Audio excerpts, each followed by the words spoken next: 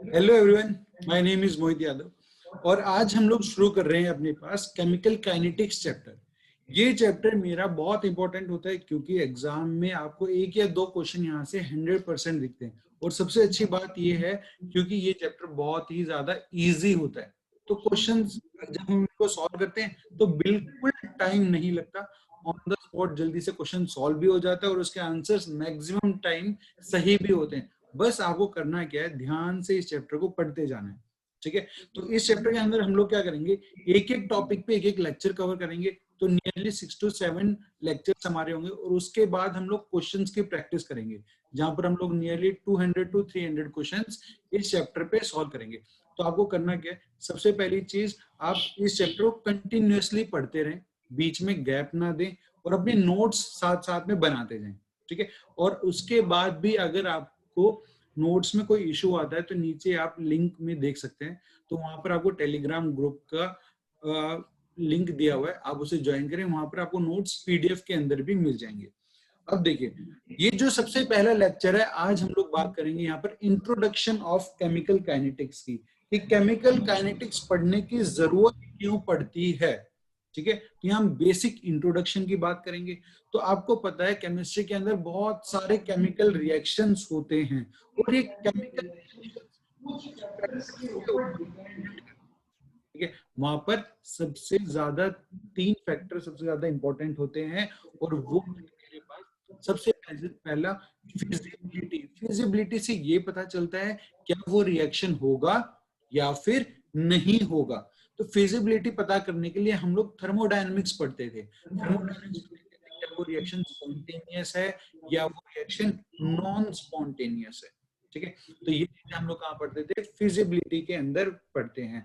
दूसरी चीज हम लोग बात करते हैं एक्सटेंट की, कि उसका एक्सटेंट क्या है, कहां तक वो रिएक्शन मेरा पॉसिबल होगा। तो ये जब हम एक्सटेंट की बात करते हैं तो ये चीज होती है कहां पर, केमिकल इक्विलिब्रियम में हम लोगों ने पढ़ी थी, जहां पर हम लोग रिएक्टेंट प्रोडक्ट लिखते थे, अल्फा से कैलकुलेट करते थे कि फाइनल टाइम पे रिएक्टेंट का क्या अमाउंट बचेगा, प्रोडक्ट से क्या अमाउंट बचेगा। ये सब चीजें हम लोग केमिकल इक्विलिब्रियम में कैलकुलेट करते थे। तीसरी चीज और सबसे ज्यादा इंपॉर्टेंट होती है स्पीड। देखो भाई, सबसे पहली चीज रिएक्शन होगा या नहीं होगा, ये हम लोगों ने किसमें पढ़ा, केमिकल थर्मोडायनेमिक्स में। दूसरा, अगर होगा तो कहां तक होगा, वो पढ़ते हैं केमिकल इक्विलिब्रियम में। और मेरे पास तीसरी चीज होती है स्पीड, कि अगर हो रहा है, ठीक है, एक्सटेंड में पता चल गया तो किस स्पीड से होगा।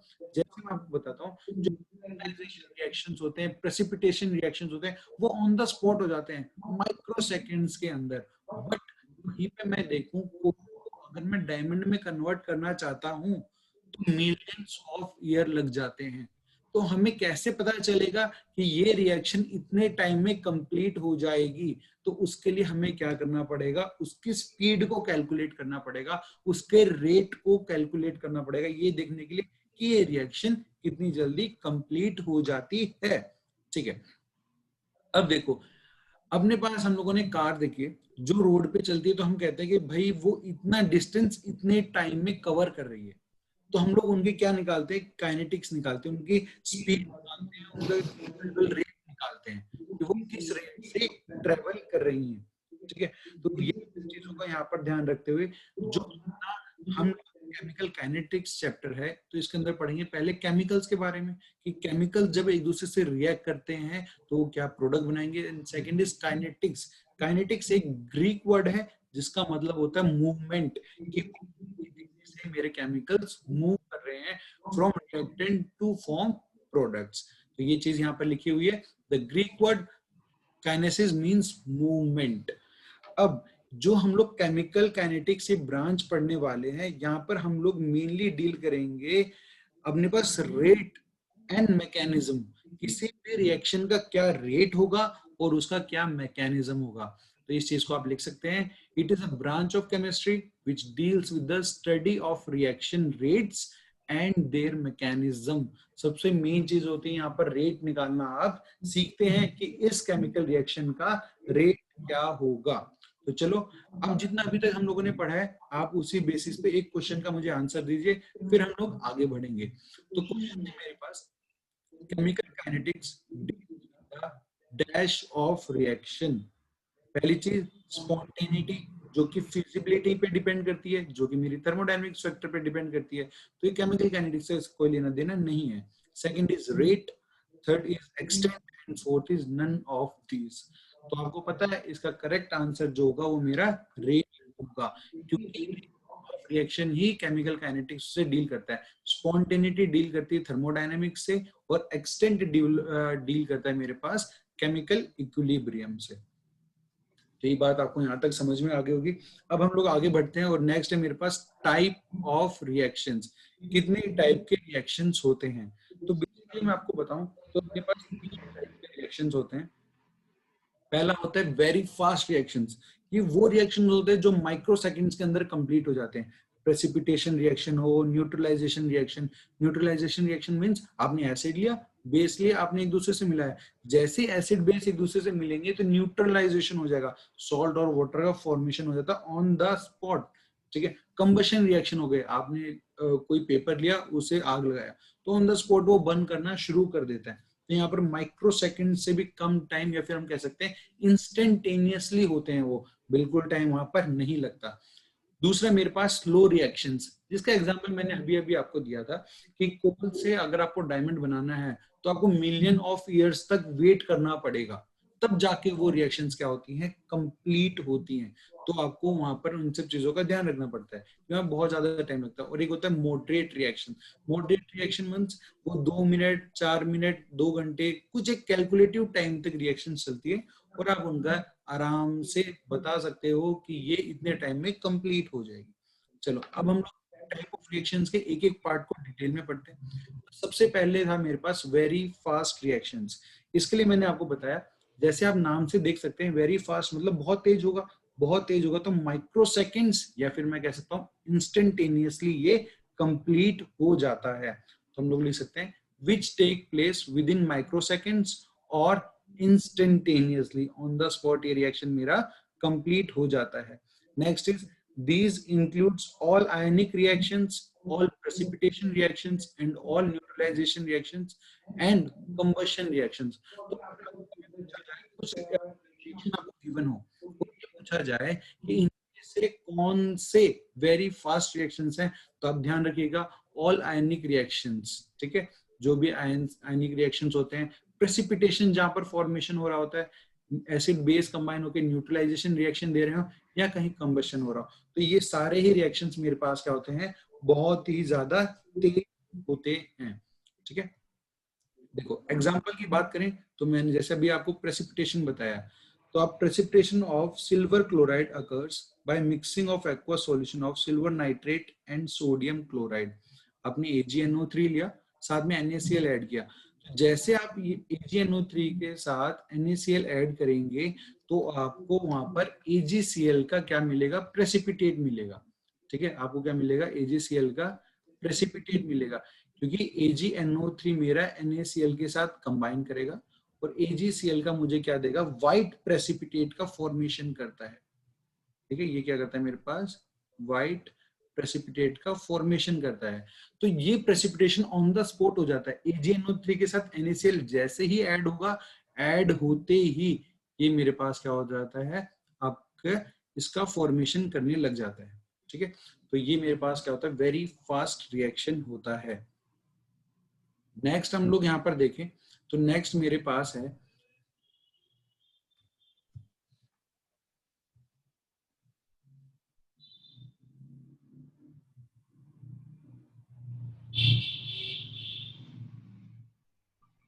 आगे बढ़ते हैं हम लोग।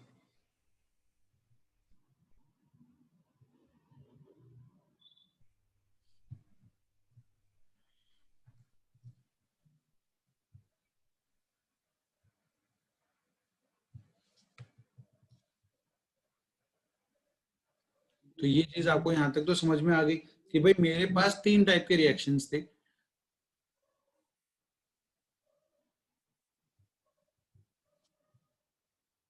अब हम लोग बात करेंगे वेरी स्लो रिएक्शंस के बारे में।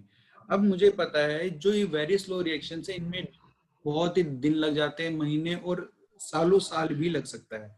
दिन की बात करें या महीनों की बात करें तो आपको एक अच्छा सा एग्जांपल जो आपको पता है वो है रस्टिंग ऑफ आयरन। आपकी साइकिल हो, मोटरसाइकिल हो, कार हो या कोई भी चीज जो आयरन से बनी हुई है वो काफी दिन तक अगर बाहर रखी हुई है, वहाँ रेनी सीजन भी है, मॉइस्चर भी मिल रहा है और एयर भी कांटेक्ट में है, तो उस पर रस्ट लग जाता है। अब रस्ट वो एक दिन के अंदर तो नहीं लगता या कुछ घंटों में नहीं लगता, बट कुछ दिनों तक, कुछ महीनों तक और कुछ सालों तक आप रखोगे तो वो ऐसा हो ही जाता है। तो एग्जाम्पल की बात करें तो रस्टिंग ऑफ आयरन, जहां पर मेरे पास आयरन ऑक्सीजन और वाटर के साथ कंबाइन करके अपना फेरिक हाइड्रोक्साइड का फॉर्मेशन करता है, जो कि मेरा बेसिकली रस्ट होता है। ठीक है, तो यहाँ पर आपको रस्टिंग ऑफ आयरन यहाँ पर दिखाई दे रही है। Next is moderate reactions. Moderate reactions की बात करूं तो मैं ये कह सकता हूं, ना ही ये बहुत ज्यादा तेज होते हैं और ना ही बहुत ज्यादा धीरे होते हैं। ठीक है ना, एक मॉडरेट टाइम, बीच के टाइम पर ये कंप्लीट हो जाते हैं, चाहे हम बोल सकते हैं कुछ घंटों में या कुछ मिनट्स में, या आपके पास बहुत शॉर्ट ड्यूरेशन में ये कंप्लीट हो जाते हैं। हम लोग लिख सकते हैं reactions which are neither slow nor fast but take place at moderate speed और रेट्स। ठीक है, एग्जाम्पल की बात करें तो हम लोग लिख सकते हैं डीकम्पोजिशन ऑफ हाइड्रोजन परऑक्साइड। अगर आप हाइड्रोजन परऑक्साइड का डीकम्पोजिशन करते हैं, मतलब उसे तोड़ेंगे, तो उसमें से water and oxygen on the spot तो नहीं निकलता, बट कुछ टाइम के अंदर हीटिंग करने पर वो अपने इन पार्टी फॉर्म में ब्रेक हो जाता है। और बात करते हैं हम लोग मॉडरेट रिएक्शंस के बारे में। एक और एग्जांपल लेते हैं तो हम लोग लिख सकते हैं inversion of cane sugar to give glucose and fructose. जहां पर हम लोग बात करेंगे C12H12O11 एक सुक्रोज है, वाटर के साथ रिएक्शन किया हम लोगों ने, तो एक ग्लूकोज एंड फ्रक्टोज के अंदर ब्रेक हो जाता है। तो ये भी एक मेरे पास क्या है, एक मॉडरेट रेट और एक मॉडरेट स्पीड से ही चलता है, इसलिए उसको हमने इस कैटेगरी के अंदर रखा है। एक और बात करें हम लोग मॉडरेट रिएक्शंस के एग्जांपल की, तो डिकम्पोजिशन ऑफ नाइट्रोजन पेंटाऑक्साइड। आपके पास नाइट्रोजन पेंटाऑक्साइड है, आप उसे ब्रेक कीजिए तो आपको 4NO2 प्लस ऑक्सीजन वहां पर मिलती है। अब मैं आपको बता दूं, हम लोग जब केमिकल काइनेटिक्स चैप्टर की बात करते हैं, ठीक है, तो जब हम लोग केमिकल काइनेटिक्स चैप्टर पढ़ते हैं तो वहां पर हम लोग रेट निकालते हैं मॉडरेट रिएक्शंस की, जो बहुत ही जल्दी हो जाते हैं ऑन द स्पॉट, जिनको हम लोगों ने वेरी फास्ट रिएक्शंस बोला, उसका भी हम लोग कैलकुलेट नहीं कर सकते क्योंकि बहुत जल्दी हो जाते हैं और एक सालों साल तक चलते हैं। अब भाई आप सोचो 10 मिलियन 20 मिलियन साल के बाद एक कोल्ड डायमंड में कन्वर्ट होता है, तो तब तक कौन बैठ के कैलकुलेट करेगा। ठीक है, तो वेरी स्लो और वेरी फास्ट का तो कैलकुलेट नहीं किया जाता, बट जो मॉडरेट होते हैं उनका रेट कैलकुलेट किया जाता है। और केमिकल काइनेटिक्स इसके इस चैप्टर में हम लोग मॉडरेट रेट वाले रिएक्शंस के बारे में ही स्टडी करते हैं। तो आप यहाँ पे लिख सकते हैं in chemical kinetics we mainly study moderate speed reactions. ठीक है, चलो अब हम लोग बात करते हैं यहाँ पर एक क्वेश्चन लेके, और वो क्वेश्चन कुछ ऐसे है, the enthalpies of formation of Al2O3 and B2O3 are -1676 and 1274 kilojoule per mole respectively. Can this data help us to know the rate of oxidation of aluminium and boron? तो देखो यहाँ पर आपको एंथैल्पीज गिवन है aluminium oxide की and boron oxide की, but अब हम लोग यहाँ से इन चीजों को एंथैल्पीज तो क्वेश्चन में गिवन है, बट हम लोग ये नहीं बता सकते कि ये किस स्पीड से ऑक्सीडाइज होगा या किस स्पीड से रिड्यूस होगा। ठीक है, क्योंकि ये थर्मोडायनेमिक डाटा है, थर्मोडायनेमिक डाटा को हम लोग केमिकल काइनेटिक्स डाटा से रिलेट या इंटर रिलेट नहीं कर सकते, इसलिए हम कहते हैं no, thermodynamics data are not related to rate of reactions. ठीक है, आगे बढ़ते हैं next question, which of the following reactions occur most rapidly at room temperature? तो हम लोगों को ये पूछा कि कौन सा रिएक्शन है जो कि बहुत जल्दी हो जाता है most rapidly at room temperature, and we provided with 4 options. ठीक है, तो अब यहाँ पर आप एक चीज को बहुत क्लियरली देख सकते हो कि पहला ऑप्शन है हाइड्रोजन जब ऑक्सीजन के साथ रिएक्ट करे तब वाटर का फॉर्मेशन कर रहा है, दूसरा H प्लस जो कि एसिड से आया होगा और OH माइनस जो कि मेरा बेस से आया होगा। तो ये बेसिकली क्या है, एक न्यूट्रलाइजेशन रिएक्शन है। आपको मैंने अभी बताया था कि न्यूट्रलाइजेशन रिएक्शन हो, प्रेसिपिटेशन रिएक्शंस हो, तो ये मेरे क्या होते हैं, वेरी फास्ट रिएक्शन होते हैं। तो इन चार ऑप्शंस में से जो मेरा बी ऑप्शन है, जो कि एक न्यूट्रलाइजेशन रिएक्शन है, इसलिए वो मेरा सबसे तेज होगा। ठीक है, तो ये बात आपको यहाँ से क्लियरली समझ में आ गई है। अब देखो आगे बढ़ते हैं हम लोग नेक्स्ट क्वेश्चन के ऊपर। Speed of the reaction can be, पूछ रहा है किसी भी रिएक्शन की स्पीड कैसी हो सकती है, moderate, very fast, very slow, all of these. अभी अभी हमने देखा कि तीन टाइप ऑफ रिएक्शंस होती है, एक तो वेरी फास्ट और स्लो और मॉडरेट। तो हम लोग कह सकते हैं इसका आंसर होगा ऑल ऑफ दीज। वो तेज भी हो सकता है, स्लो भी हो सकता है, फास्ट भी हो सकता है। तो इनमें से कोई भी ऑप्शन होगा वो इसको मैच करेगा ही करेगा। नेक्स्ट ऑप्शन, नेक्स्ट क्वेश्चन की तरफ चलते हैं। Chemical kinetics deals with those reaction which occurs at, chemical kinetics के इस चैप्टर में हम लोग कौन से रिएक्शंस को डील करते हैं, वो मैंने अभी अभी आपको बताया था। तो आपको आंसर बताना है,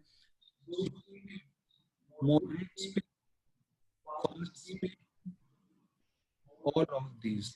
ठीक है, तो इसका जो आंसर होगा आप मुझे कमेंट सेक्शन में बताइएगा। तो यहाँ पर हम लोग देख सकते हैं इसका जो आंसर होगा वो मेरे पास होगा मॉडरेट स्पीड, क्योंकि वेरी स्लो वेरी फास्ट को हम लोग कैलकुलेट नहीं करते, हम लोग सिर्फ मॉडरेट स्पीड वाले रिएक्शंस को ही केमिकल काइनेटिक्स में डील करते हैं। ठीक है, तो अब हम लोग, अभी तक हमने बात की very fast, very slow, moderate, rate है, ये रेट है। तो अब बात आती है कि रेट को कैलकुलेट कैसे करेंगे। तो अब हम आ गए हैं टोटली रेट को कैलकुलेट करने पर। अब हम लोग पढ़ेंगे आगे कि किसी भी रिएक्शन का रेट हम लोग किस तरीके से कैलकुलेट करेंगे। ठीक है, तो आगे बढ़ते हैं।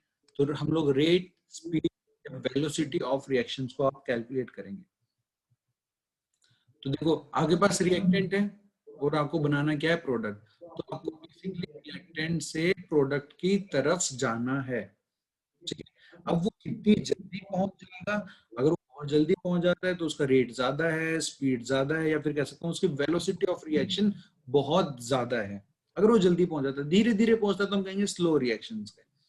तो देखो, speed of an automobile is expressed as equals to change in position upon time taken. सही बात है, आपको पता है कि अगर हम लोग क्या करते हैं, किसी भी चीज का व्हीकल, हम चाहते हैं इसकी स्पीड कैलकुलेट करें, तो हम लोग देखते हैं पहले उसने कितना डिस्टेंस ट्रेवल किया है, उसकी पोजीशन में कितना चेंज आया है, अपॉन उसने कितना टाइम लिया। तो सेम मेरे पास रेट ऑफ केमिकल रिएक्शंस भी ऐसा ही होता है।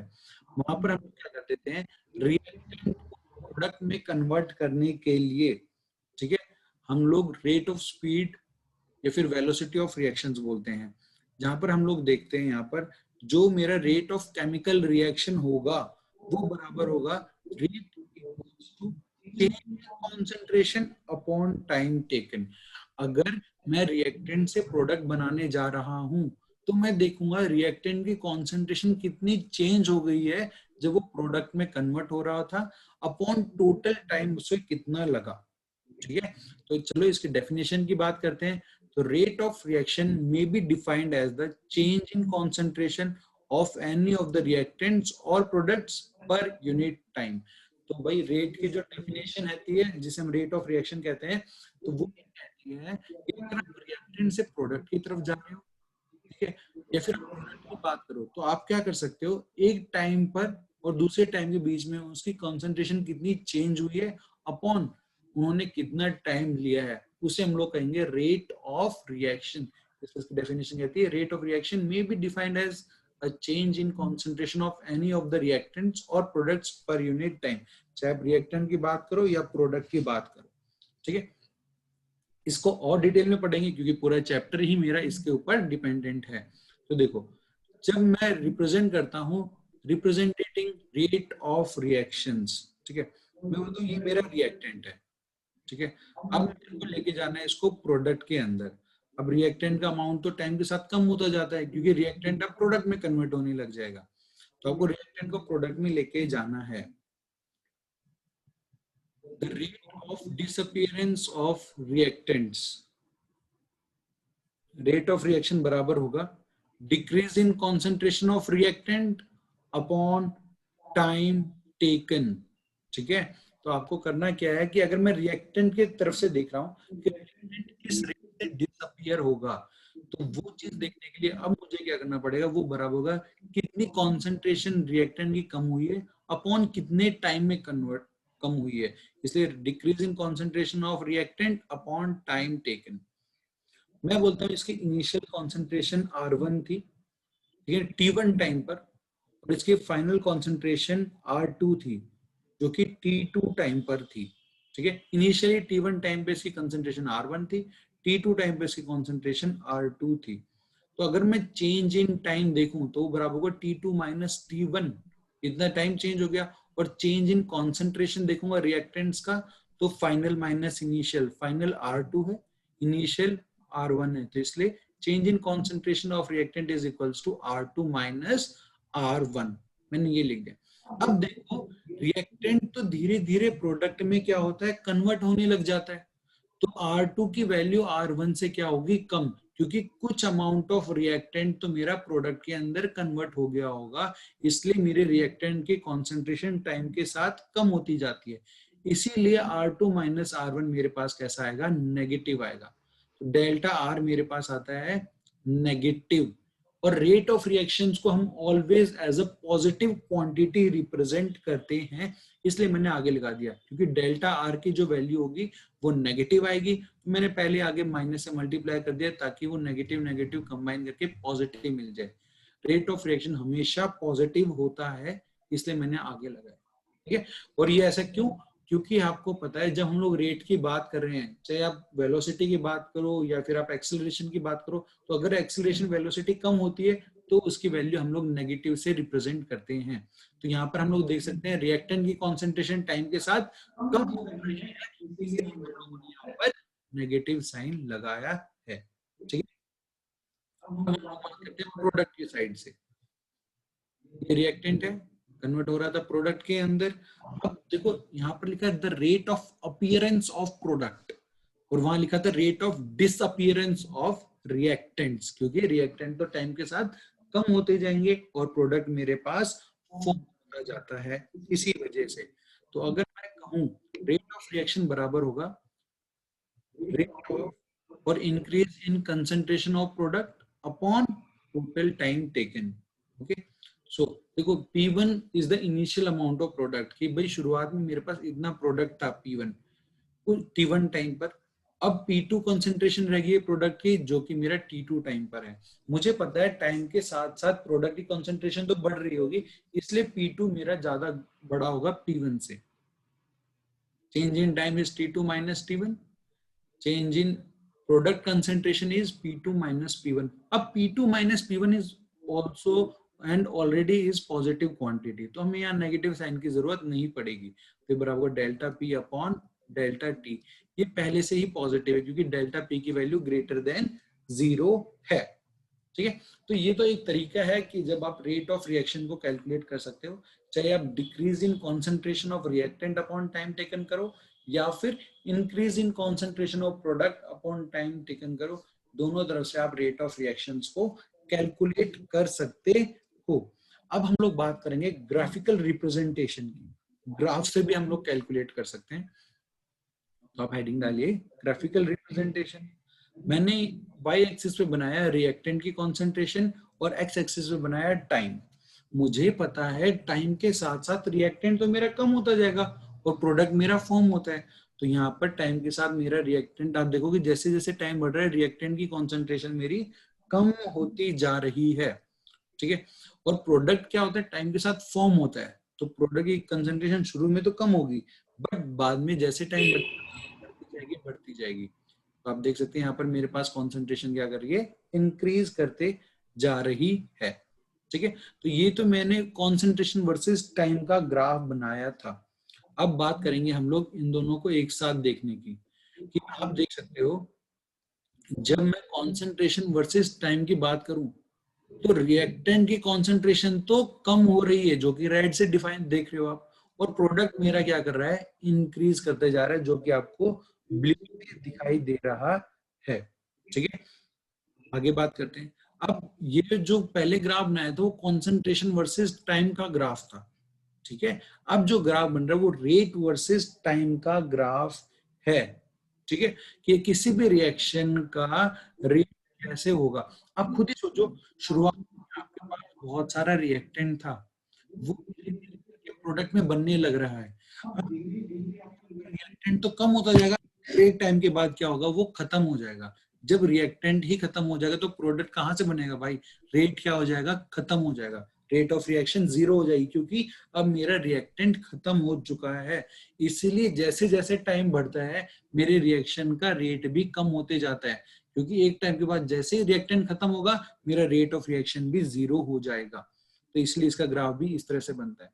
ठीक है, कि आपका रिएक्टेंट कम होते जा रहा है तो रेट भी कम होते हुए चला जाएगा।